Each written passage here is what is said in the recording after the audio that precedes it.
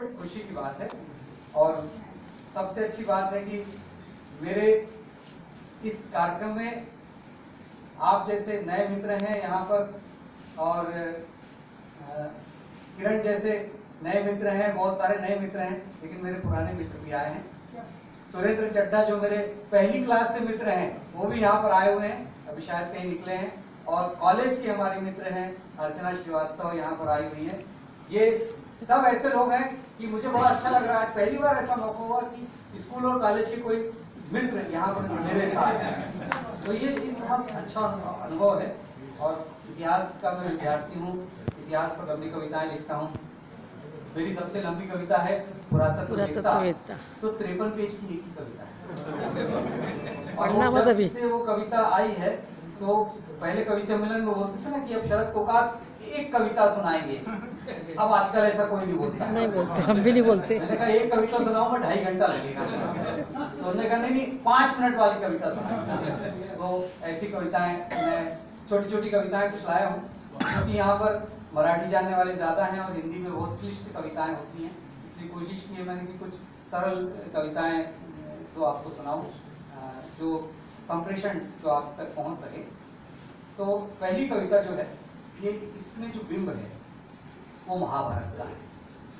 महाभारत में एक पात्र था भीष्म पितामह, और वो अर्जुन, तो जब वो तीरों से घायल हो जाते हैं पांडवों के, तो वो शरशैया पर गिर पड़ते हैं।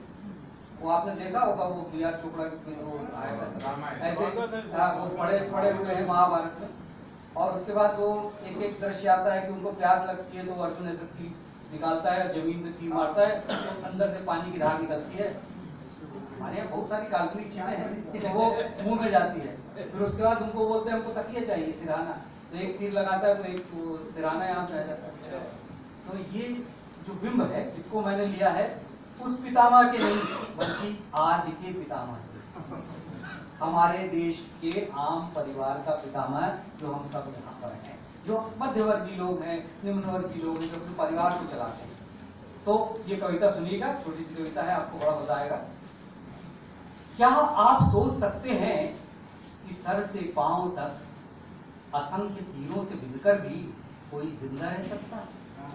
क्या आप सोच सकते हैं कि सर से पांव तक असंख्य तीरों से बिनकर भी कोई जिंदा रह सकता है? अगर आप ध्यान से सोचें तो इसमें आश्चर्य की कोई बात नहीं। अगर आप ध्यान से सोचें तो इसमें आश्चर्य की कोई बात नहीं। ऊपर वाला यमराज अपना प्लान फेल हो जाने पर शर्मिंदा है, और मेरे देश के आम परिवार का पितामह न जाने कितने ही तीर खाकर अब तक जिंदा है। ये तीर कौन कौन से हैं? मेरे देश के आम परिवार का पितामह न जाने कितने ही तीर खाकर जिंदा है। महंगाई का तीर, लाचारी का तीर, भूखमरी का तीर, बेगारी का तीर, गरीबी का तीर, बेरोजगारी का तीर, भ्रष्टाचारी का तीर, अत्याचारी का तीर, जाति का तीर, पाति का तीर, अशिक्षा का तीर, कुशिक्षा का तीर, दंगई का तीर और नंगई का तीर। मेरे देश के आम परिवार का पितामह न जाने कितने ही तीर खाकर जिंदा है। ताजा ताजा इलेक्शन जीता हुआ पाक असमंजस में है कि इस पितामह को सराहना देने हेतु तर्कस में अब केवल आश्वासन का तीर बाकी, तर्कस में केवल आश्वासन का तीर बाकी है, और भूख प्यास से अधीर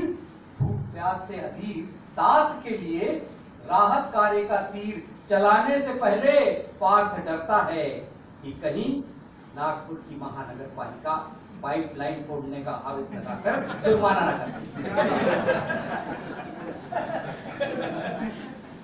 जमीन के नीचे पाइप नहीं, उसकी नियति तो यही है कि वह शरशैया पर पड़ा पड़ा प्रजातंत्र के पासों का कमाल देखता है।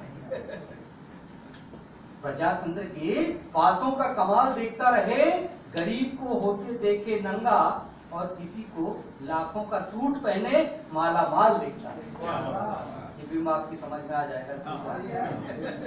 उसकी नजरों के सामने है रणभूमि, रणभूमि में है ध्वज, लाल ध्वज, हरे ध्वज, भगवे और रंग बिरंगे ध्वजों के दंड थामे हैं मठाधीश, ऊंचे ऊंचे आसनों पर विराजमान। मैं फलाना, मैं ढिकाना, मैं अमका, मैं तमका जैसी टोपी लगाए हैं लोग जो जिंदगी में किसी का कुछ नहीं उखाड़ सके, उखाड़ रहे हैं माइक। 4 टांगों पर टिकी कुर्सी के लिए आपस में लड़ रहे हैं रथी, अधिरथी और महारथी। लेकिन यह सब देखने के बावजूद अभी मेरे देश के आम परिवार का पितामह मरेगा नहीं।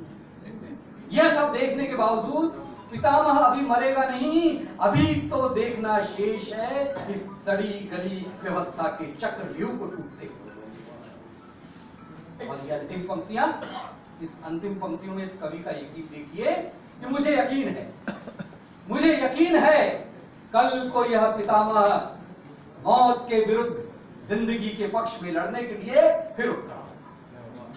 कल को यह पितामह मौत के विरुद्ध जिंदगी के पक्ष में लड़ने के लिए फिर उठ खड़ा होगा, निकाल कर फेंक देगा वो अपने शरीर से एक एक तीर, क्योंकि उसे इच्छा मृत्यु का नहीं, इच्छाओं के साथ जीने का वरदान प्राप्त है। इच्छाओं के साथ